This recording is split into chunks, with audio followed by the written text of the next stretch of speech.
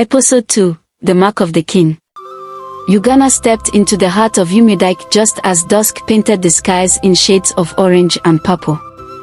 The sights and sounds of the kingdom stirred something deep within him.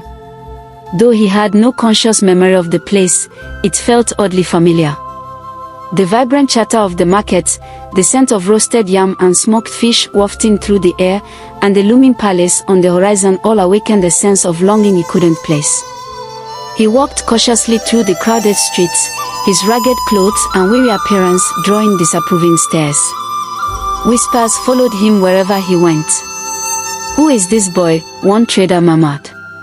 "Looks like a beggar," another scoffed.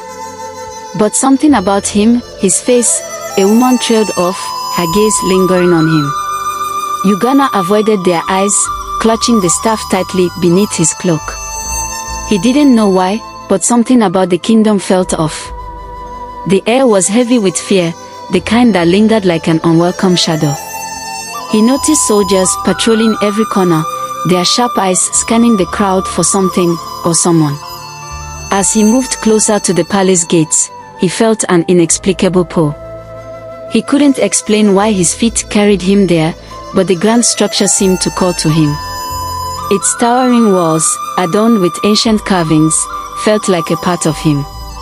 For a fleeting moment, he saw flashes in his mind, a large hall filled with music, the warm embrace of a woman, and the booming laughter of a man. But the harsh bark of a guard shattered the illusion. "You there? Move along, boy. This is no place for the likes of you." Startled, Ugonna stepped back. The guard's glare made it clear that he would not be allowed to linger. With a heavy heart, he retreated, finding shelter in the shadows of an abandoned shrine near the village square. He sat on the cold stone floor, clutching the staff and wondering why he felt so drawn to this place. Back at Nwonyoma's hut, trouble was brewing. Edeora, her eldest daughter, had followed Ugonna when he left. Jealousy and bitterness burned within her. She had always despised him, the boy who took their mother's love and attention. When she saw him heading toward Umudike, a sinister thought crossed her mind. Returning home, she found two of Umudike's soldiers patrolling the area. Summoning her boldest voice, she called out to them. "I know where you can find the boy with the staff," she said, her eyes gleaming with malice. "He's in the kingdom, near the old shrine." The soldiers exchanged a look. "If you're lying, it will be your head," one of them warned. "I speak the truth," Edeora replied. "But I want a reward for my loyalty to King Umudike." The soldier smirked. "If your information is good, you'll get your reward. Lead us to him." Meanwhile, Ugonna remained at the shrine, deep in thought. The events of the past few days weighed heavily on him. The Dibia's words echoed in his mind, "You carry the spirit of kings, but the road to your destiny is paved with betrayal." What did it all mean? Why was he chosen? As he wrestled with his thoughts, he noticed movement in the corner of his eye. A man stepped into the shrine, his face partially hidden by a hood. He was tall and broad-shouldered, with the stance of a warrior. "Who are you?" Ugonna asked, his voice trembling slightly. "I should be asking you the same question," the man replied, his tone calm but firm. His eyes fell on the staff in Ugonna's hands. "That staff, it doesn't belong to a boy like you. Where did you get it?" Ugonna hesitated, unsure if he could trust a stranger. "It was given to me," he said cautiously.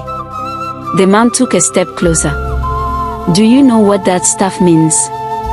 Do you know who you are?" Before Ugonna could answer, the sound of approaching footsteps filled the air. The warrior's expression darkened. "They're here," he said grimly. "Follow me if you want to live."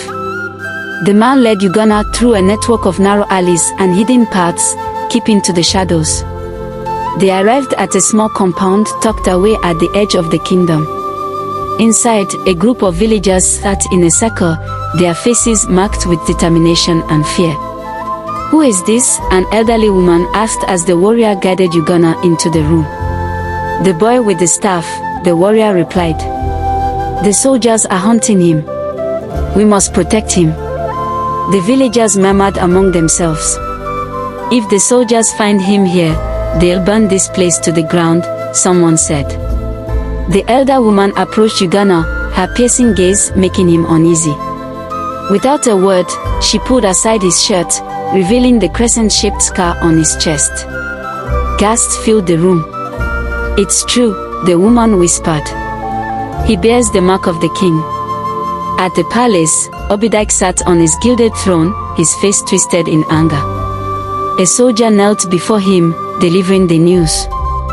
The boy has been seen in the kingdom, Your Majesty, the soldier said.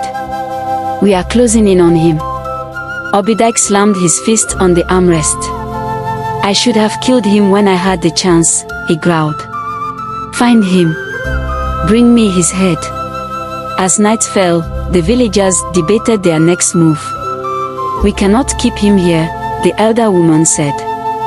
The soldiers will come, and they will kill us all. Where will I go?